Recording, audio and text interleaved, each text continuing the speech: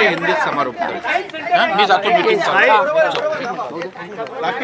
काय झालं, कारण की कालपर्यंत तुम्ही बैठकीमध्ये होता देखील तुम्हाला राष्ट्रवादीला सोडचिठ्ठी द्यावी लागते, भाजपमध्ये प्रवेश करावा लागतो। मुंबई शहराच्या हितामध्ये आणि त्याचबरोबर माझ्या मतदारसंघाच्या विकासाच्या कामांसाठी घेतलेला हा निर्णय आहे।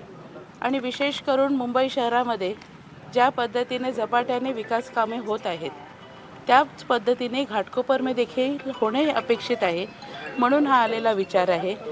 आज या ठिकाणी आमच्या घाटकोपर तालुक्याचे आमदार माननीय पराग शाहजी यांच्या नेतृत्वामध्ये घाटकोपरमध्ये संघटनेचं त्या ठिकाणी त्यांचं काम जे चालू आहे त्या कामाच्याशी आपण देखील संघटित व्हायला पाहिजे असा विचार देखील माझ्या मनामध्ये आला, म्हणून हा घेतलेला कालपर्यंत तिकडे बैठकीत होतात। मात्र तोपर्यंत वाटलं नव्हतं का की आज खरं तर उमेदवारी भरायला फक्त 40च राहिले, तेव्हा अगोदर तुम्हाला हे सगळं माहीत पडलं? नाही, आता त्या पक्षात असताना अपेक्षित तसं प्रतिसाद जो आहे तो त्या सगळ्या चर्चेमध्ये आला नाही, किंवा आपल्या संघटनेमध्ये असणारी आपली जी लोकं आहे त्यांना कुठेतरी आपण न्याय देऊ शकलो नाही, ही पण एक बाजू राहिली।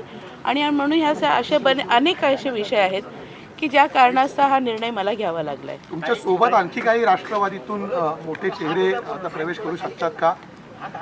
नाही, आम्हाला माहिती नाही। राष्ट्रवादी काँग्रेसमधून अनेक जण तुम्ही खरं तर संघर्ष केलेला आहात, भाजपच्या विरोधात देखील राजकारण अनेकदा उतरलेला आहात, आज स्वतः भाजपमध्ये पक्ष प्रवेश केलेला आहात, नेमकं काय वाटतंय? बघा, आम्ही शेवटी राजकारण जे करतो हे विकासासाठी करतो। आपला मतदारसंघ त्या ठिकाणी विकसित व्हावा आणि त्याचबरोबर आपल्या मतदारसंघामध्ये राहणाऱ्या सर्व लोकांना अपेक्षित होणारी कामं जी आहे ती झपाट्याने व्हावे यासाठी आम्ही लोकप्रतिनिधी म्हणून प्रयत्नशील असतो।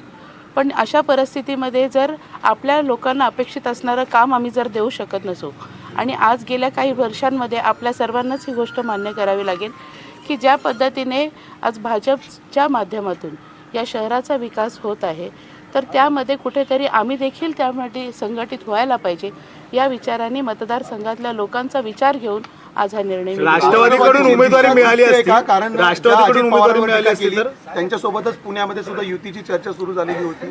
दिशा कुठेतरी चुकले का शरद पवार गटाची? कार्यकर्ता जो आहे तो आपल्या नेत्याकडे व्यक्त होत असतो, आणि आपण व्यक्त होताना कुठेतरी जर आपल्याला असं वाटतंय की आपला नेता ह्या आपल्या विषयांकडे दुर्लक्षित करतो तर कधी ना कधी कार्यकर्ता कुठल्या तरी निर्णयावर येतो। राष्ट्रवादी काँग्रेसमधले अनेक नेते काल अजितदादांकडे ऑलरेडी गेले, तुम्ही इकडे आलात, एकतर मुळात भाजपकडे जाणं हा एक रणनीतीचा भाग होता। पूर्ण डॅमेज जे होते ते याच्यामध्ये शरद पवार राष्ट्रवादी काँग्रेस बरोबरच दुसरीकडे काँग्रेस म्हणजे उबाटा आणि मनसेला सुद्धा मराठी वोट बँकवरचा हा फटका बसेल?